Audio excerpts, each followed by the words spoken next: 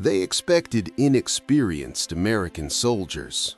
They expected young men who had never lived under the constant thunder of artillery, men who didn't yet know the difference between the silence before an attack and the silence after death. They expected help, but not soldiers truly ready for that kind of hell. When the first American contingents began arriving in France in 1917, the French army was in no position to judge anyone. It was exhausted. 4 years of war had ground entire generations down. Trenches had become homes. Mud had become the ground beneath their lives. The smell of gunpowder, gas, and bodies had settled into the air. These men weren't skeptical out of arrogance. They were skeptical out of survival. Across the docks, American soldiers stepped off the ships with eyes too alert, uniforms too clean, faces too young. Many still carried the marks of men coming from a country untouched by total war. Some wore poorly trimmed mustaches. Others hid their fear behind nervous jokes. They knew they were walking into something big. They just didn't yet know how big. A French sergeant watched them in silence. His face was worn, his gaze hardened, his posture shaped by too many friends already buried. He didn't smile, he didn't mock them. He simply thought what many believed, but few dared to say out loud. May God have mercy on them. To the French, this wasn't a war of heroic charges. It was a war of endurance, of waiting for days under bombardment, of losing men without ever seeing the enemy. And the question was simple: would these young men endure it? The Americans, for their part, felt the stares. They sensed the weight of silent judgment. Some took it as contempt, others as doubt. But there was something else, harder to name, a deep sadness in the eyes of those French veterans, as if they were looking at earlier versions of themselves before the war had taken everything. In the first days, French and American soldiers shared cramped spaces, simple meals, and awkward silences. Few words were needed, gestures were enough. A Frenchman showed how to properly adjust a helmet. An American offered coffee. It wasn't friendship yet. It was coexistence, a cautious living side by side between those already broken by war and those who were not. At night, the distant sound of artillery never stopped. Some Americans tried to sleep. Others stared at the ceilings of makeshift barracks, imagining what their first battle would be like. One of them whispered, almost to himself, "So this is it?" On the French side, no one answered. They knew that sentence was only the beginning, because there was one brutal truth time taught every man there. War cannot be explained, it has to be lived. And in that moment, the French still believed the Americans would learn that lesson the hardest way possible. They expected inexperienced soldiers. They didn't yet know that that belief would be tested, not by speeches, not by promises, but by fire. Before the first shot was fired, there was a period few people remember, the time of waiting. And for men who had already been at war for years, that waiting was the cruelest part of all. The French knew exactly what came after the silence. They could recognize the distant sound of artillery being adjusted, the irregular gaps between explosions, the invisible pattern that signaled an imminent attack. To them, every sound carried meaning. To the Americans, not yet. To the Americans, it was still just noise. Inside the trenches, French veterans watched the young men with restrained attention, not out of contempt, but out of a strange, quiet sense of responsibility. Some of them had seen other Allied troops arrive full of hope, only to vanish weeks later. They didn't want to grow attached. Attachment in that war came at a high price. A French corporal, his hands calloused and his face marked by old scars, motioned one of the Americans closer and pointed to the muddy ground. With simple gestures, he showed where to step, where not to step, how to move once the shells began to fall. It wasn't a speech, it was survival being passed on. The American listened in silence. He nodded. He didn't ask questions. For the first time since arriving in Europe, he realized he wasn't there to prove anything. He was there to learn how to stay alive. At night, as the cold crept through every seam in their clothing, some Americans began to grasp the true weight of that war. It wasn't the fighting itself that terrified them, it was the waiting for it. Time stretched endlessly, minutes felt like hours, thoughts drifted home, to families who didn't know exactly where they were, to faces they might never see again. A French soldier, sitting against the trench wall, watched a small group of Americans in silence. They spoke softly, laughed at something only they understood. For a moment, he remembered himself years earlier. The sound of his own laughter before the war taught him to ration emotions. He didn't feel contempt, he felt something worse, pity. "They still don't know," he murmured to another veteran. "They will," came the short reply. As the days passed, small changes began to appear. The Americans spoke more quietly. They laughed less easily. They started observing more, copying gestures, listening when a Frenchman told them to lower their heads, even when nothing seemed to be happening. And the French noticed. It wasn't bravery yet, it was attention. In that kind of war, attention saved more lives than blind courage ever could. When the order finally came, it didn't arrive with fanfare. It came the way everything did in that war: dry, direct, unavoidable. Positions would be tested. A forward sector had to be held. The Americans would be in the front line. A strange silence followed the announcement. Some French soldiers exchanged quick looks. Others simply clenched their jaws. They knew what it meant. They knew that for those young men, nothing they had learned so far would truly be enough. A French officer approached a small group of Americans. He didn't raise his voice, he didn't deliver a heroic speech, he said only what was necessary. At the end, he paused and added something no manual ever included. "When it starts, don't stop." The youngest American in the group swallowed hard. He didn't reply, but something shifted inside him in that moment. For the first time, he understood that courage wasn't moving forward without fear. Courage was moving forward in spite of it. The following dawn, the artillery began. The ground shook. The air seemed to tear apart. The world shrank until it fit inside a narrow trench. Some Americans instinctively ducked. Others closed their eyes for a second longer than they should have. The French, unmoving, simply waited, because they knew this was only the beginning. And in that moment, as fire fell and the sky lit up in unnatural flashes, the French still believed they were about to witness something inevitable: the brutal collision between American youth and a war that had already destroyed everything. They still expected those soldiers to break. They did not yet know that some of them would do the exact opposite. The first advance was not heroic. It was chaotic, fractured, and brutal, like almost every first advance in that war. When the whistle blew, there were no battle cries. There were held breaths, trembling hands adjusting gear, quick glances exchanged between men who, not long before, had been complete strangers. The Americans climbed out of the trench with heavy bodies, as if the ground itself were trying to pull them back in. Ahead of them, earth torn apart by explosions offered no shelter at all, only craters, barbed wire, and smoke. The French watched. They did not move forward at first. They stayed in their positions, alert, ready to react when, not if, but when, the American advance failed. That was how the war usually worked. They had seen it before. New troops advanced too fast, too confident, and then came running back, broken. But something did not follow the expected pattern.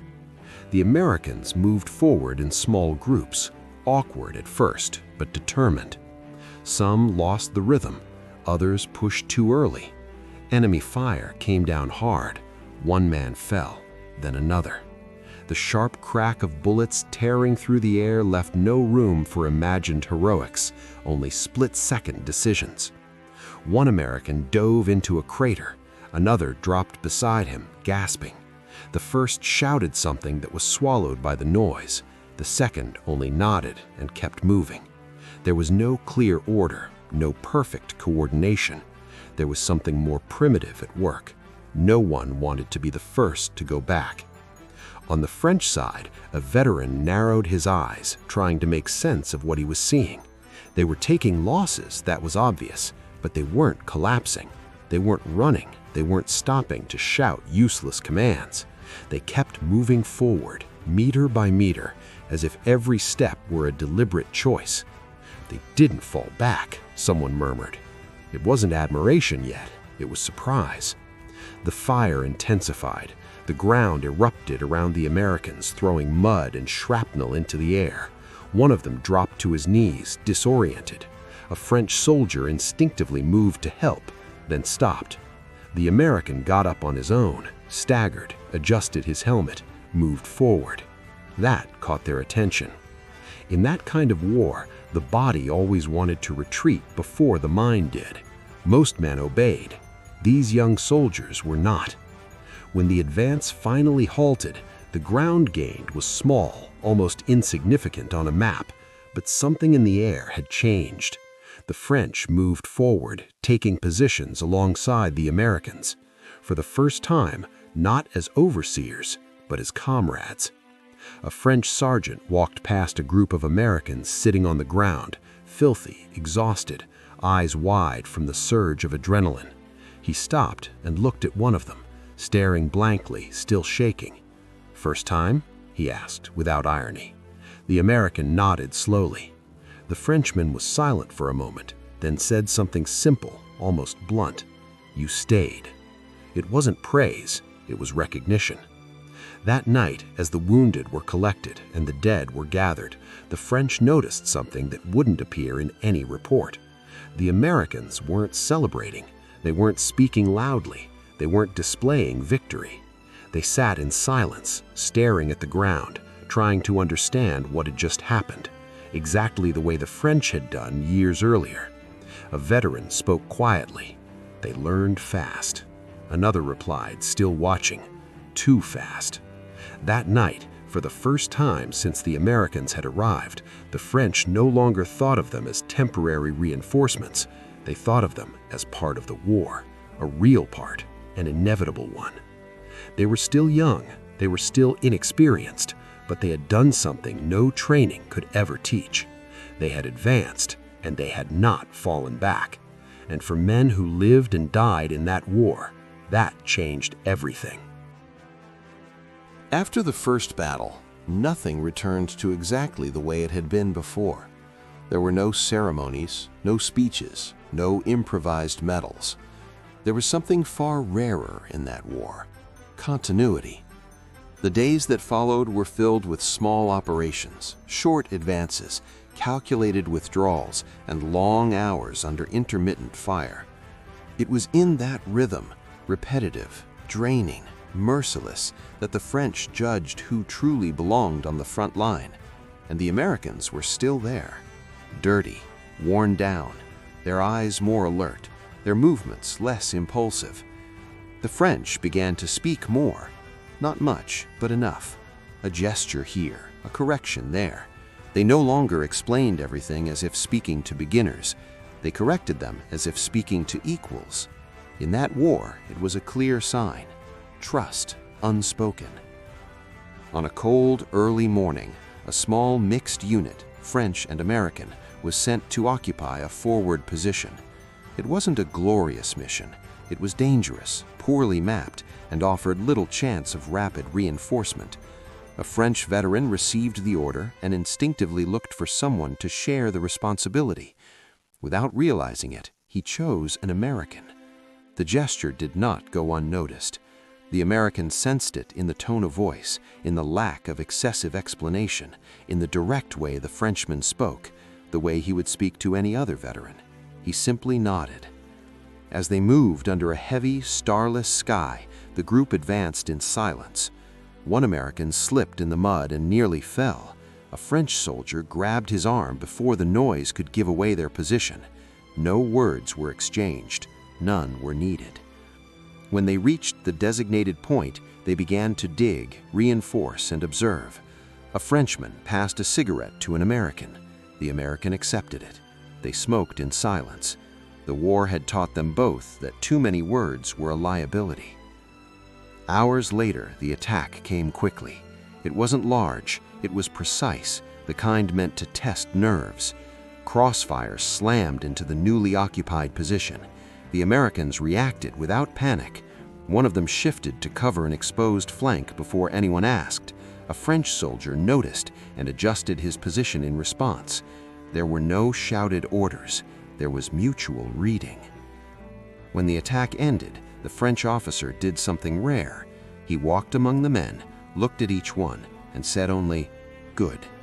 It wasn't praise, it was validation. That night, as the sector was reorganized, a French veteran said quietly to another, "They don't need us to hold them anymore." "No," the other replied, "now they hold too." The Americans began to realize they had crossed an invisible line. They were no longer just reinforcements, no longer apprentices. They were soldiers in a war they hadn't chosen to start, but now would not abandon. And the French, even without saying it out loud, felt something they hadn't felt in a long time, real relief. Not the relief of numbers arriving, but the relief of knowing that when the next offensive came, and it always came, there would be someone beside them who would not fall back. An older French soldier sat on the edge of the trench, watching a group of Americans quietly adjust their positions with precise, practiced movements. He let out a long breath and said, almost to himself, "They stayed." But this time, the words carried a different meaning.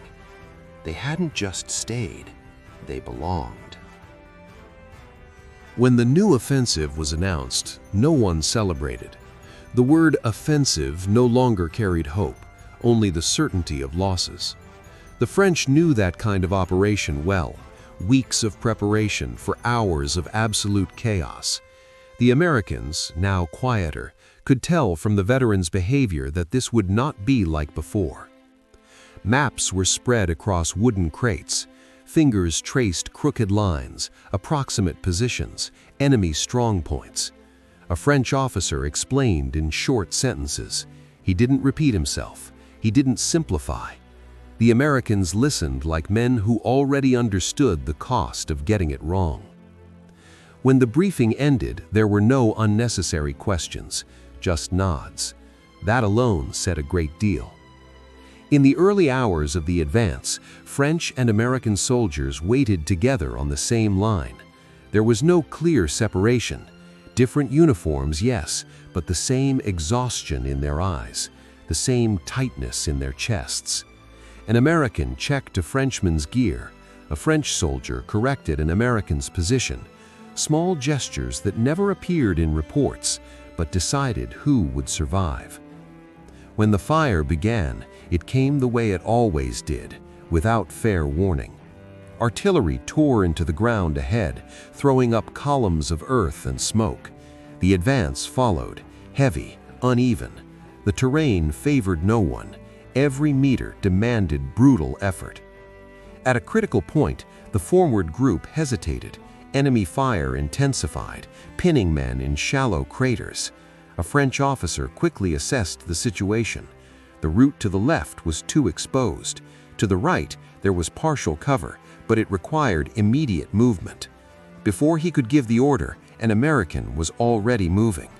It wasn't impulsive, it was terrain reading, a fast, low, precise move. The French officer understood instantly and followed. Others moved with them. The group broke through the line of fire through a narrow, almost invisible gap. There was no celebration, only continuation. Further ahead, a French soldier went down, hit. An American turned back under fire to drag him to cover, not because anyone told him to, but because at that point there was no them and us. There were only men trying to keep the line alive. "Leave him," someone shouted. The American didn't let go. When they finally stabilized the position, the survivors gathered behind a rise in the ground. They breathed heavily. The silence after the fight felt almost unreal in its weight. A French officer looked around at the Americans nearby. They were exhausted, filthy, some wounded, but no one talked about pulling back. No one asked how long was left. To any veteran, it was a clear sign. They accepted the cost. "Without them, we wouldn't have made it," a Frenchman said quietly. The comment wasn't answered. It didn't need to be. Hours later, as the position was reorganized, a younger French soldier approached an American and said something simple: "Thank you." The American took a second before replying. Then he said, "We hold together." It was a short sentence, imperfect, but true. That night, under a heavy, starless sky, French and American soldiers shared what little they had: cold food, rationed water, shared silence. The war went on the same, brutal, impersonal, relentless.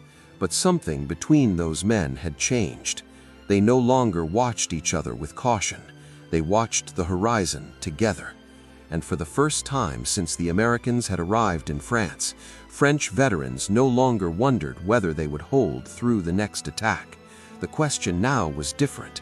How many of them would survive to see it end? The war did not pause after the offensive. It never did.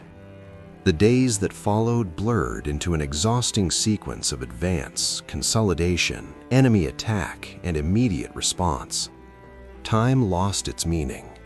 Mornings and nights were defined only by the intensity of the fire. Fatigue settled into their bodies like a second skin. Heavy, constant, impossible to remove. The French knew this stage of the war well. It was when men stopped counting days and started counting how many more times they could still get up. What surprised them was not the Americans' suffering. It was the fact that even now, tired, wounded, emotionally drained, they remained steady. The Americans asked fewer questions now. They watched. They anticipated. They learned from mistakes that weeks earlier would have been fatal. They adjusted positions instinctively when the ground felt wrong. The war was slowly carving its lessons into them. One gray afternoon, under irregular bombardment, a forward French position became isolated. Communication failed. Enemy artillery cut off the support routes. A small unit was trapped, low on ammunition and options. A French officer assessed the situation quickly and reached the conclusion he didn't want to admit. Without immediate support, that position would be lost. He asked for volunteers to try to reach the flank and re-establish contact. The first to move were Americans. There were no speeches, no dramatics, just men adjusting their gear and preparing to cross an exposed stretch everyone knew was deadly. A French soldier watched the scene with quiet focus. This wasn't bravado, it was a deliberate choice. "You know what's out there," the French officer said. "We know," one of the Americans replied. The advance was slow, controlled, almost invisible.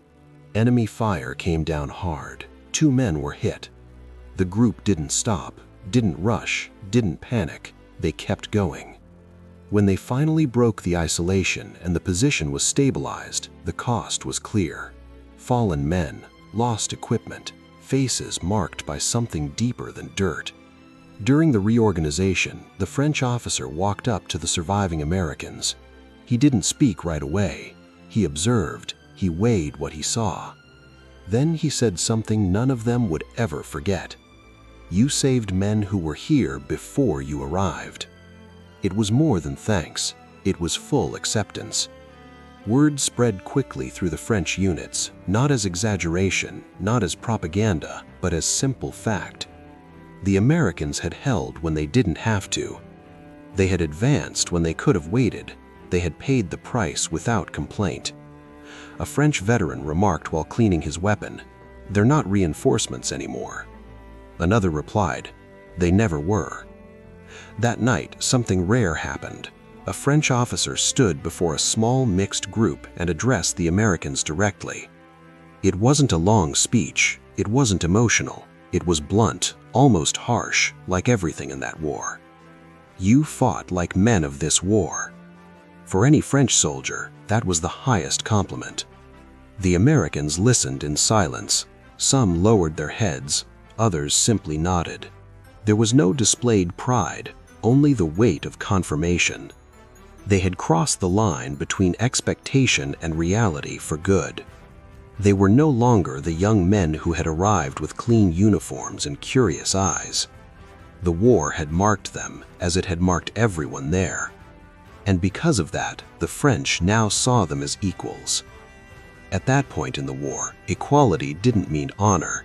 It meant belonging to the same hell.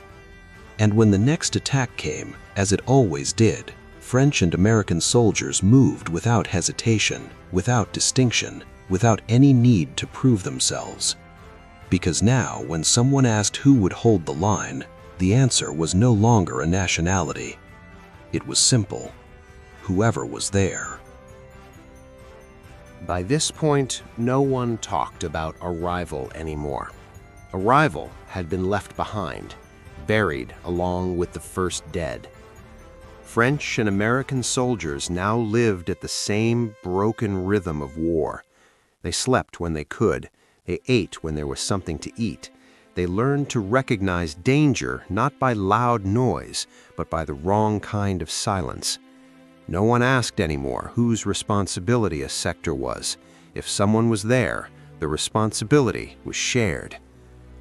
The next operation had no glorious name. It didn't make the newspapers. It wasn't designed to inspire speeches. It was simply another attempt to push the line a few kilometers forward under unfavorable conditions against a dug-in and experienced enemy. It was the kind of mission that defined reputations, not by victory, but by behavior under constant pressure. Preparation was brief. There was no time for more. The French explained only what mattered. The Americans listened like veterans. No one asked about the odds. Everyone knew they were bad. In the early hours of the attack, rain began to fall, thin and relentless. It turned the ground into heavy, treacherous mud. Every step took effort. Every mistake drained energy that was already gone. When the advance began, it quickly became clear that something was wrong. Enemy fire was more accurate. The positions were deeper. Progress was too slow. The line began to fracture. At another point in the war, that would have been the beginning of collapse. But it wasn't. A mixed group became isolated between two enemy positions. Communication failed. Ammunition began to run low. An American looked at a Frenchman and didn't need to say anything. The Frenchman nodded. They both knew what it meant. Hold. Not advance. Not retreat. Just hold. Fire came down hard. The ground seemed to vibrate without stopping. An American was hit in the shoulder. A French soldier dragged him back and improvised a bandage with what he had. The American tried to get up too soon. "Wait," the Frenchman said, gripping him firmly. "I'm not leaving," the American replied, his voice tight. "I know," the Frenchman answered. Hours passed like that, with no clear sense of time, only explosions, distant shouts, and decisions made too fast to be conscious. They lost men, they gained meters, they lost them again, but the line did not give. When reinforcements finally arrived, they found something unexpected. Positions still held, men exhausted, covered in mud, some wounded, others simply hollowed out, but standing firm. An older French officer who had fought in the early battles of the war walked the line carefully. He stopped in front of a group of Americans sitting on the ground, breathing heavily. He studied them for a long moment. "You know," he began, choosing his words carefully, "if you had broken, no one would have blamed you." The American looked up, too tired for formality. "But we didn't." The officer nodded slowly. "No." In that moment, there was no longer any difference between those who had entered the war in 1914 and those who had arrived years later. Everyone there had been shaped by the same pressure. The war had done what it always did, stripped away illusions, vanity, and easy certainty, leaving only what mattered. Later, as they reorganized the line, a French veteran said to another, "They didn't come to learn from the war." "No," the other replied, "the war decided who they were." And it decided in the cruelest and most honest way possible. The Americans were no longer seen as young reinforcements from a distant country.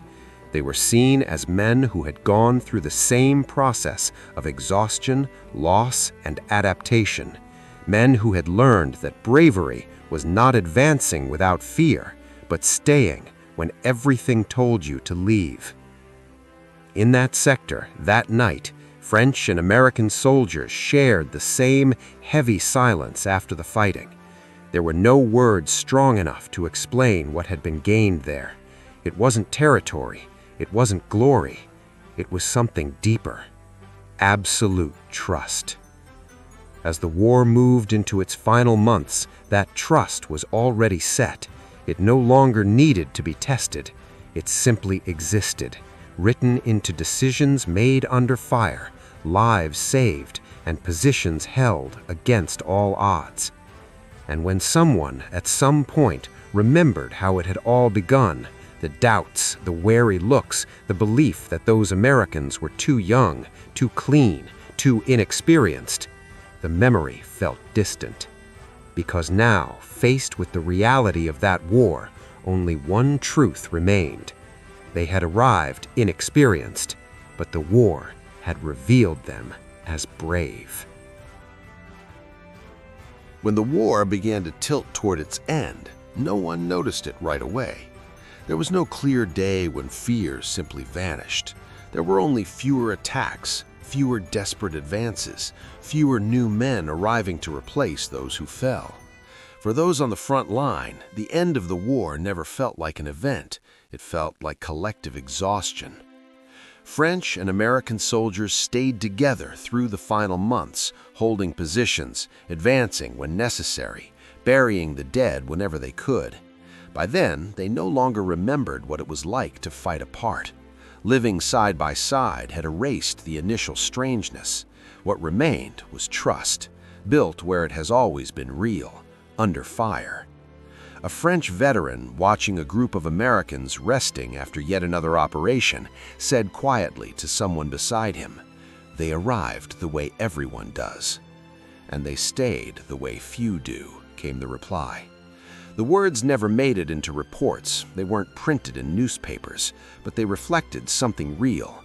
The Americans had been tested by the same war that had destroyed entire French generations, and they had not broken.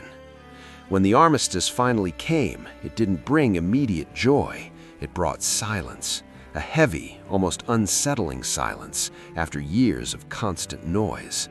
Men looked at one another, unsure what to do with a world without gunfire.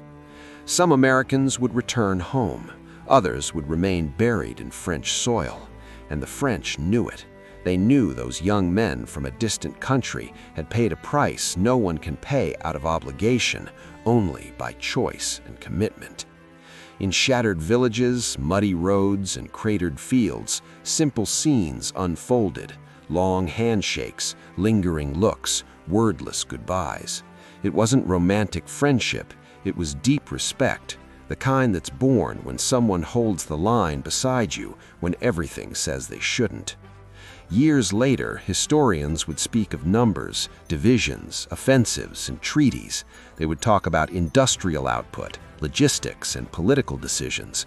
All of that is true, but those who were there knew there was another truth, smaller, quieter, human. The truth that those Americans did not arrive as perfect saviors. They arrived as ordinary men, young, inexperienced. And that was exactly why what they did mattered so much. They didn't impress with speeches, they impressed because they stayed. For the French, that meant something rare, fighting alongside men who still believed, even after learning the hardest way possible. For the Americans, it meant something even deeper, being recognized by those who had already lost almost everything and still endured. That's why when people speak of that period, it isn't just about victory, it's about transformation. The war didn't only change the map of Europe, it changed how two nations saw each other on the battlefield. They expected inexperienced American soldiers. They found bravery. They found commitment. They found men who learned fast and stayed when there was no guarantee of return. And perhaps that is the greatest legacy of that alliance, proof that courage doesn't come from experience, it comes from the decision not to fall back when reality demands more than you think you have. If this story made you reflect, like this video. If you believe stories like this deserve to be remembered, leave a comment. And if you value real, human, and meaningful historical narratives, subscribe to the channel so you don't miss the next ones. Before we end, it's important to be honest with you. Viewer notice. This story is based on real events from World War I, including the arrival and actions of American troops fighting alongside the French army. Some dialogue, secondary characters, and interactions were dramatized to bring the human experience of those days to life. The historical context, the respect earned, and the shared sacrifice, those are real. Because in the end, history doesn't belong only to books. It belongs to the men who lived it and to those who still choose to remember.